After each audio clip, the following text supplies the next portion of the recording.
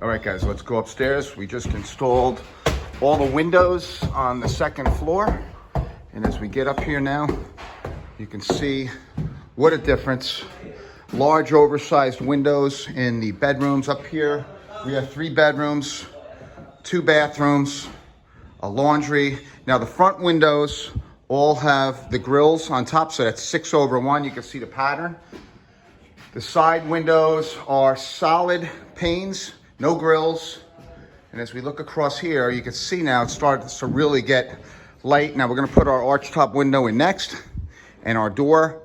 But as we make our way over to the master bedroom, you can see now, just put these windows in. We have the 3 across the front. We have the tray centered ceiling.